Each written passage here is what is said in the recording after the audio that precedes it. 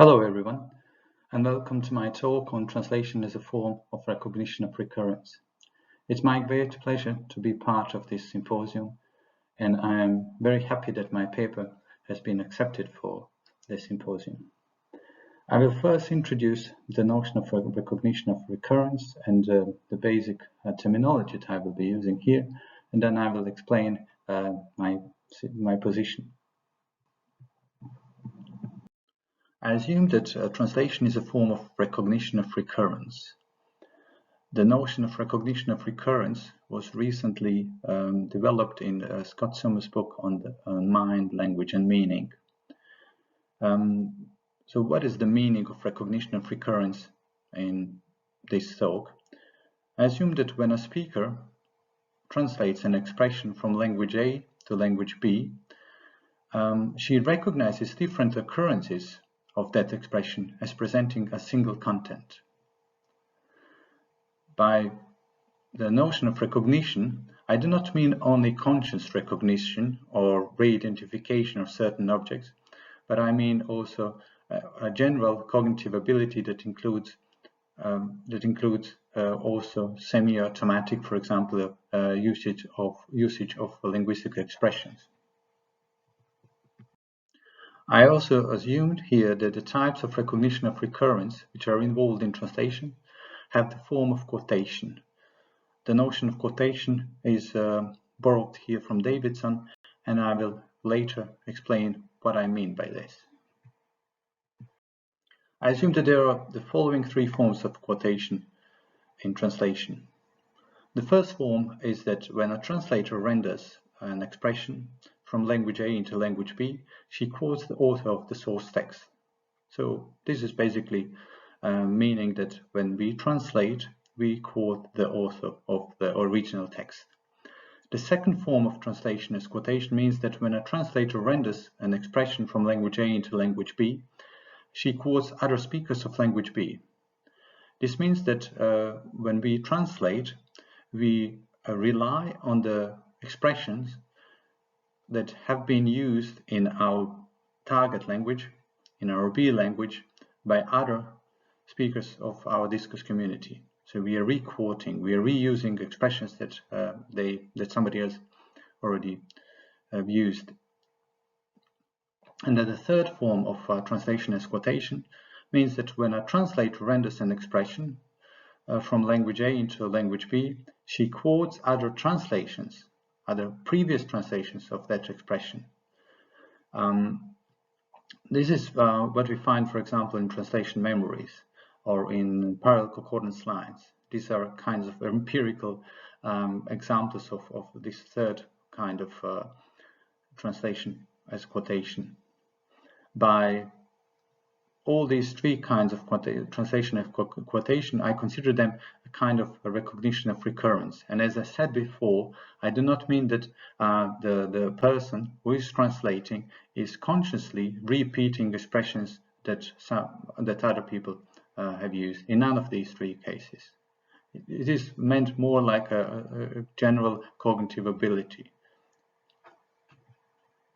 The notion of translation as quotation is not new. The idea was similar to direct quotation that was introduced by Mossop and was later developed in the relevance theoretic fashion in Gutt. According to this view, the analogy between quotation and translation resides on the claim that just like the direct quotation calls for the preservation of all linguistic properties, so this kind of translation calls for the preservation of all communicative clues. So the difference between the current view and the view that was developed in the relevance theoretic approach is that the relevance theoretical approach covers only the first kind of quotation and ignores the second and the third kind of quotation. In addition, it contextualizes quotation in terms of the speaker's intention.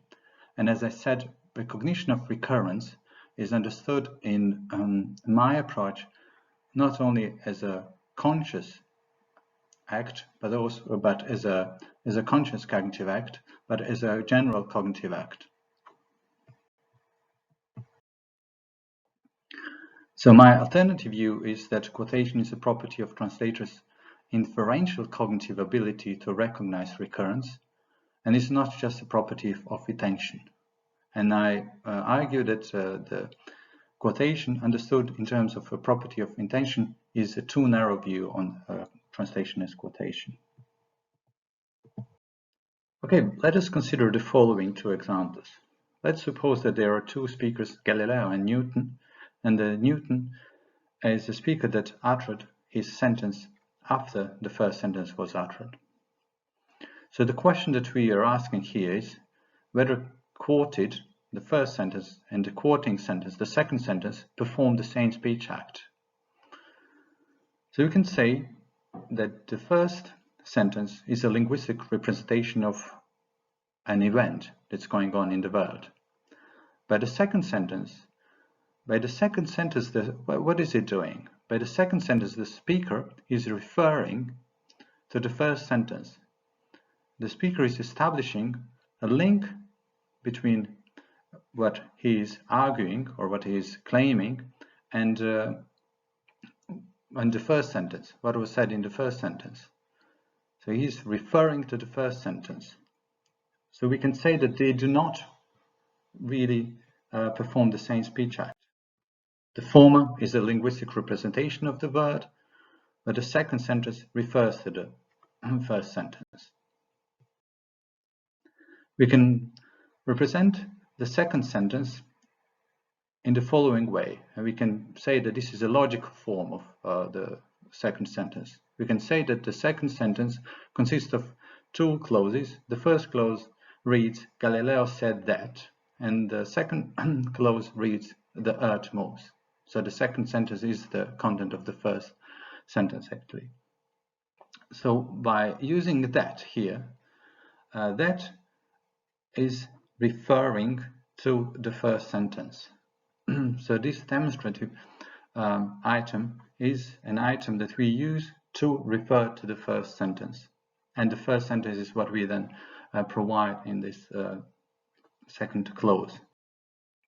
We can also represent this in the following way. Galileo said that the earth moved, and this is what Newton uttered, basically. Okay, it seems that we identified relations between two sentences. So the first one is providing a linguistic representation of the word, and the second one is referring to the first sentence. But consider the following two examples. The question is, why is the second sentence not a quotation of the first sentence? Why is it not acceptable? So when we answer this question, we answer the question, what can be quoted? What is it that we can quote and that will be accepted in a language? So to answer this question, I borrowed the notion of Samesaying from Davidson. And this notion, to explain this notion, we can imagine that Newton is uttering the following sentence. Galileo uttered a sentence that meant in his mouth what the earth moves mean now in my mouth. So we are saying that the first and the second sentence are same saying if the content of what the first speaker has in his mouth is the same as the content of what the second speaker had in his mouth. We can conclude then that two sentences do not perform the same speech act.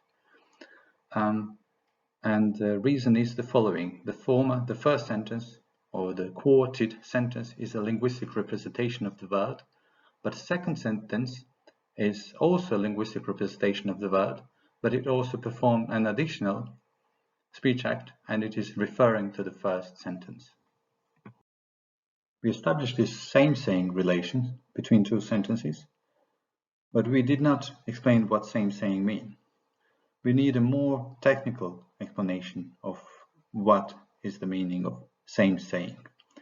In particular, we need to explicate how we actually know that the source expression and the quoted expression are same-saying. One can say that a quarter bears some kind of responsibility for this, and we can say that by quoting, one commits herself to the content of quoted expression in such a manner that the quoting expression has the same truth value as the quoted expression. By this, we are introducing into our explanation of Samesaying the notion of truth-making. We can also say that a quoted expression x1 has the same say as a quoting expression x2 if and only if those two expressions are true in virtue of the same objects or events in the world.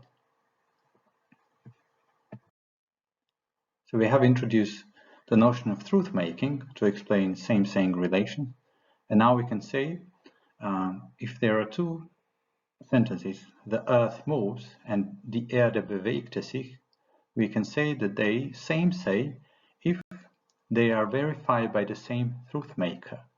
So there is something, and there is an event of the earth moving, which involves an object, which is the earth or the Erde, and that object has the property of being in motion, and that very object is what verifies the truth value of those two sentences. So we call such objects or events that exist in the world truth makers. We can also say that these two sentences are two expressions or two truth bearers that share the same truth maker. We call linguistic expressions such as phrases, clauses, or sentences which are true in virtue of the same truth maker, truth bearers. There is yet another level of analysis that includes propositions, but I do not have time to discuss them here.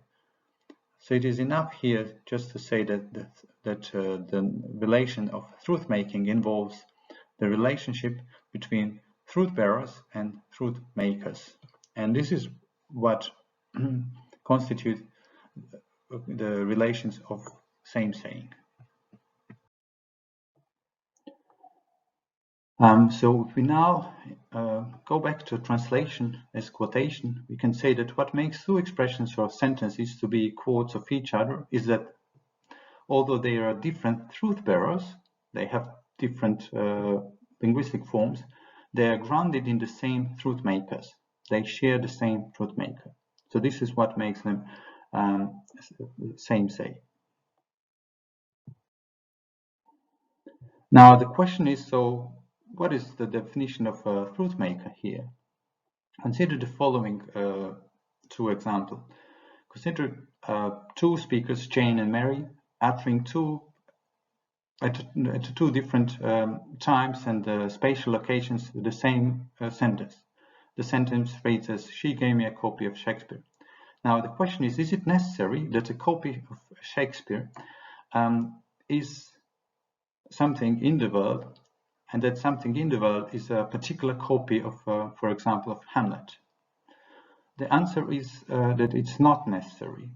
It is possible that in one case, a copy of Shakespeare has as its truth maker, say, a copy of Hamlet, and in the second case, a copy of Romeo and Juliet.